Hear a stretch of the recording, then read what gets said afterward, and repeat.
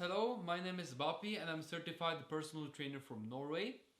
And I also have a medical background and I have 11 years of experience training in the gym. And I would say I'm highly qualified to teach you guys how to sustain a healthy lifestyle which you can continue for the rest of your life. Because this is what we want, to continue a healthy lifestyle for the rest of our life. Not like a yo-yo diet, up and down weight, juggling and time wasting.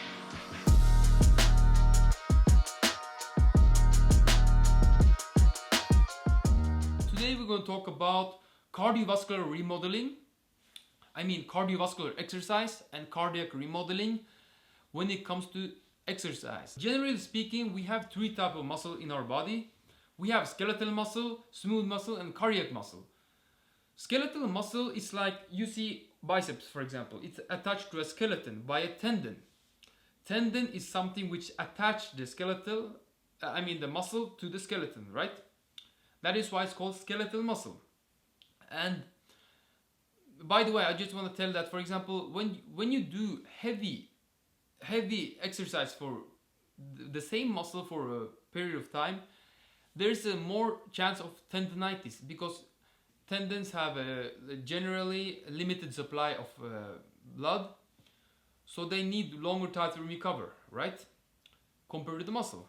And that is why we see generally splits are not like, let's say, chest all the time during a week, back the next week, because we have understood that splitting body parts equally during a week is really beneficial, both to effective the workouts and also for the tendons, for example, because you cannot go heavy for the same muscle multiple times a week because it can cause tendinitis, irritate the tendon. That is why we split up the sessions. And that's why we have the upper body, lower body splits, we have push-pull legs, we have full body with breaks between, because of this can be one of the reasons, right?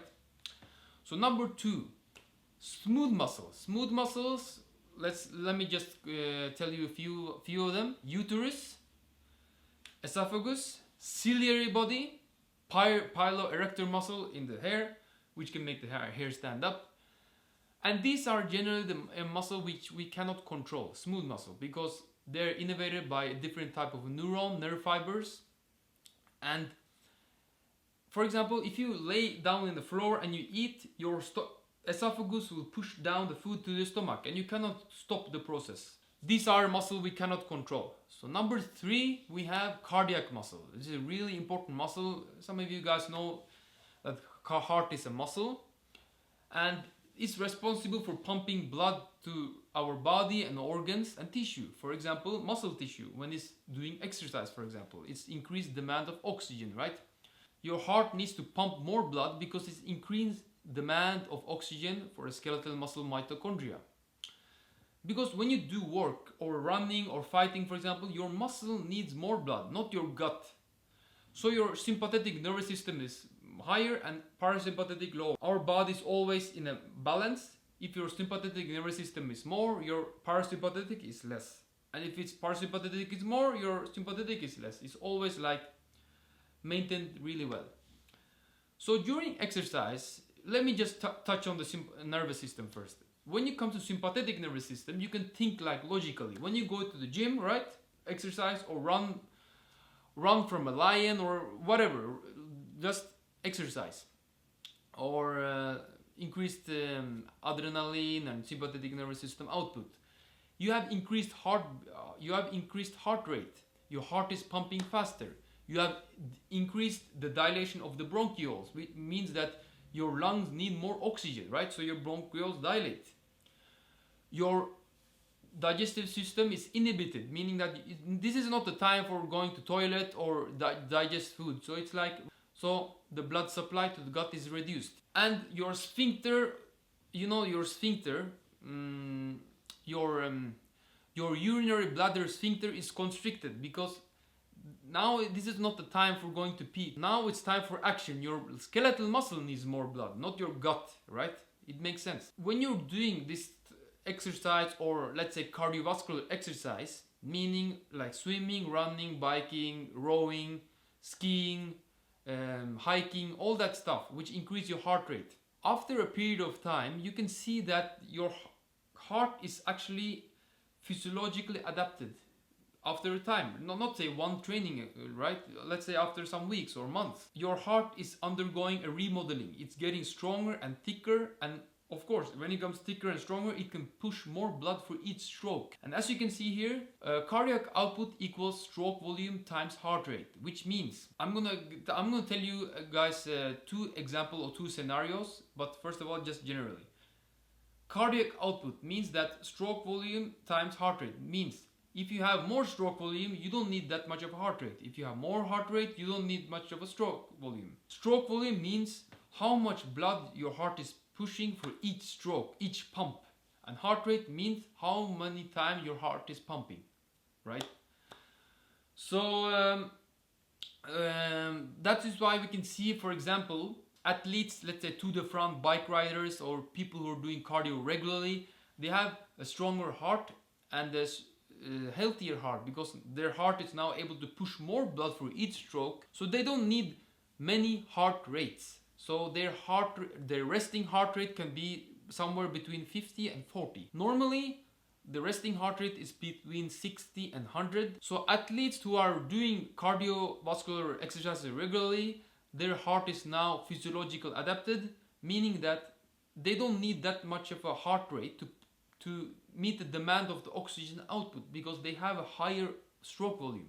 If your heart is pushing more blood for each stroke, do you need a lot of heart rate?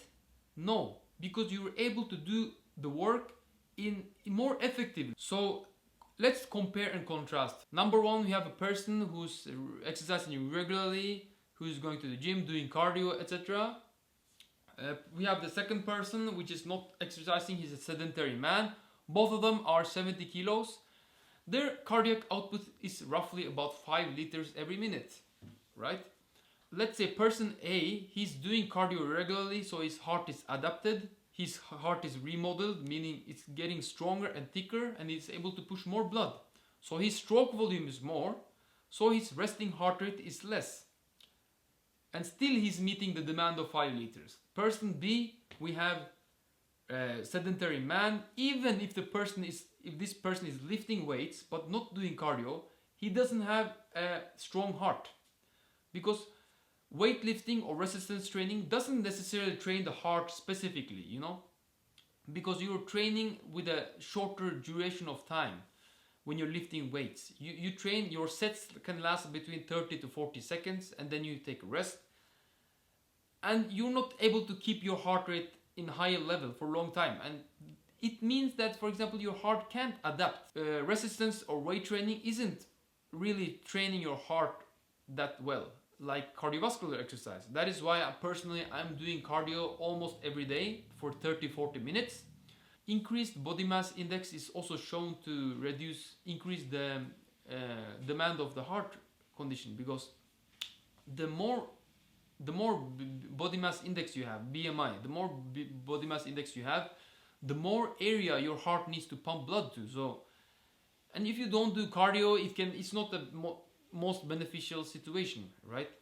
So the person B, his stroke volume is less, so he needs more heart rate to meet the demand of 5 liters of the cardiac output, if it makes sense for you, because he's not doing cardiovascular exercise regularly, so his heart is not adapted well. So that is another reason you should consider doing cardio at least 30 minutes a day. It doesn't need to be too hard, just do some sort of cardiovascular exercise which you like, And sticking to a cardiovascular exercise or cardio routine you like is really beneficial, because then there's more chance that you will do the exercise. For example, me personally, I don't like to run. By the way, running is the not most ideal situation when it comes to weightlifting or resistance training, because it's too demanding and you will get sore.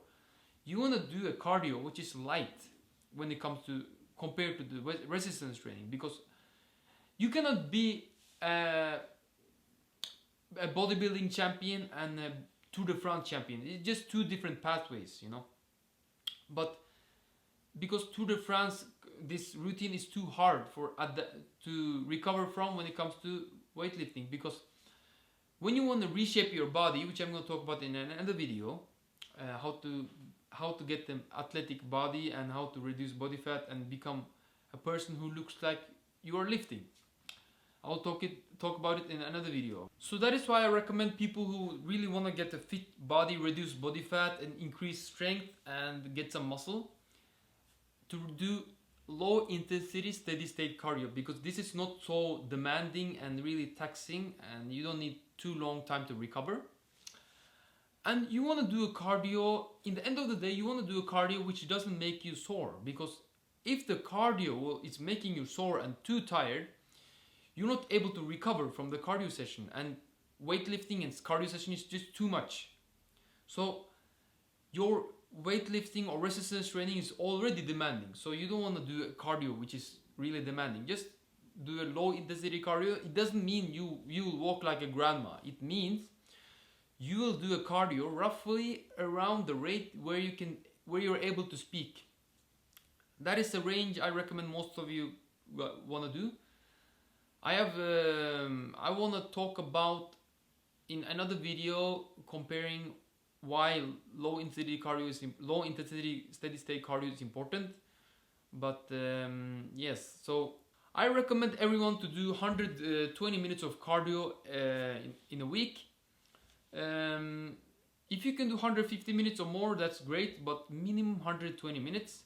If you can take a walk for 30 minutes every day, that's completely fine and that's recommended. So guys, I hope it gave any value, and consider doing cardio, of course, to keep you healthy and live a long, sustainable, healthy lifestyle. See you guys soon. Take care of yourself. Peace.